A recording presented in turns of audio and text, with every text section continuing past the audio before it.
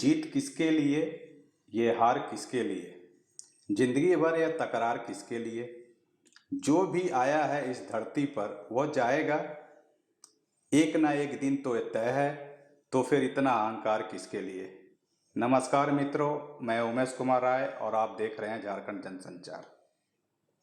हमारे जैसे छोटे शहरों से निकलकर मेट्रो में पहुंचने वाले को तमाम लोग मिलेंगे, पर अब तुम सा बताने वाला नहीं मिलेगा कि ये शहर हमें जितना देता है बदले में हमसे कहीं ज़्यादा ले लेता है। तो मित्रों, लौटते हैं अपनी परंपरा की ओर। जी हाँ मित्रों, एक बार फिर आपसे रूबरू होने को आ रही है हमारे झारखंड जनसंचार की साहित्यिक संपादक डॉक्टर त्रिपुरा झा जी, जो अपने कल के विषय भारतीय परंपरा एवं वैज्ञानिकता भाग 2 को लेके आपसे रूबरू हो रही है। तो आइए सुनिए और देखिए, साथ ही समझिए अपनी भारतीय परंपरा को। धन्यवाद। नमस्कार। परिचर्चा सत्र भाग 2 में आपका हार्दिक अभिनंदन है।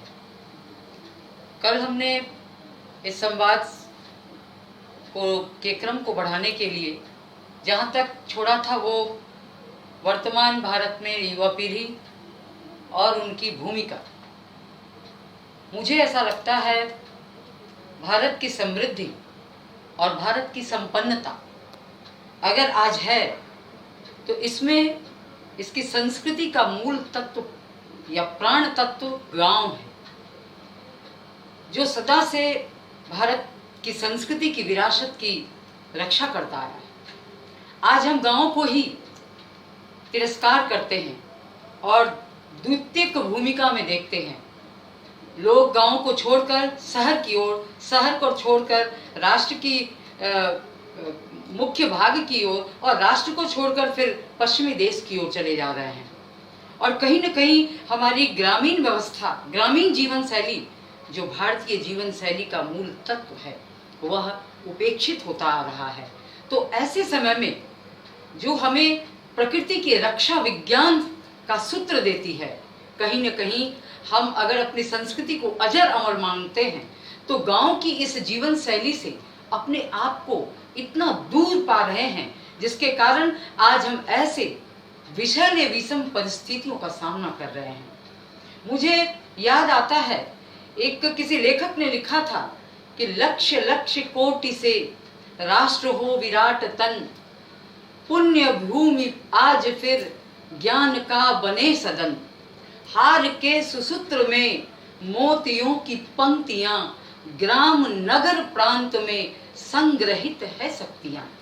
तो हमारी शक्तियां का प्रथम नाम जब आता है तो वो गांव से है। तो गांव की जो जीवन शैली थी उसमें सुचिता थी और उसमें प्रकृति विज्ञान या प्रकृति की रक्षा का एक विज्ञान था और इस विज्ञान के अनेक सिद्धांत थे और उन सूत्रों को, उन सिद्धांतों का जीवन में सामान्यीकरण होता था और उस सामान्यीकरण की जो प्रक्रिया थी वह आज के लॉकडाउन का एक नया रूप दिख रहा है। और यही लॉकडाउन जो हमारी जीवन शैली में व्याप्त थी, प्रत्येक कदम में था। हमारे पुरुष जो बाहर जाते थे वे घर या प्रांगण या आंगन आने से पूर्व ही हाथ और पैरों का प्रक्षालन करते थे और उसके पश्चात ही वह अपने घर को या घर के प्रवेश द्वार पर प्रवेश करते थे। लेकिन आज की जो यह उपभोक्तावादी संस्कृति है, जहां हम अपने तमाम स्वाभाविक और नैसर्गिकता को छोड़कर और व्यक्तिगत स्वार्थ और उद्देश्य की प्राप्ति के लिए विज्ञान की तरफ रुख बना चले और यह विकास की एक नई गाथा लिखने वाला विज्ञान हो गया। लेकिन आज यह विकास की नई गाथा लिखने वाला विज्ञान कहीं न कहीं हमारी उसी भूल का परिणाम है कि आज यह विनाश की एक गाथा लिख डाला।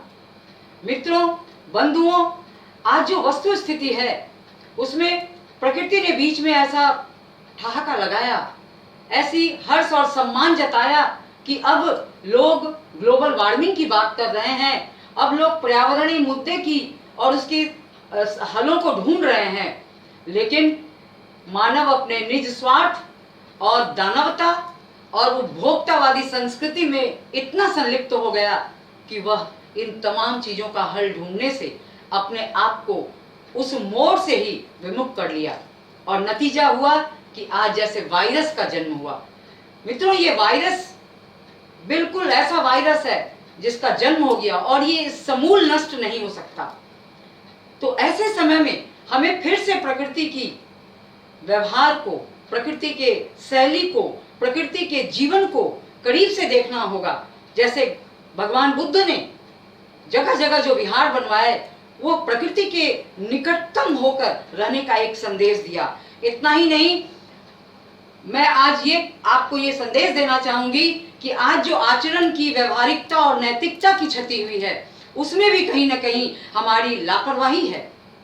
आज यह दहशत है, जीवन और आजीविका के बीच का एक चुनौती, और ऐसे मार्ग पे हम खड़े हैं जहां रुपया बिल्कुल संरक्षण मांग रहा है, वैभव मुरझा जा चुका है और हम उस ऐसे कगार पे खड़े हैं जब जीवन और जीवन की नौका पर हम जीवन जीने की हमारी ललक समाप्त हो रही है।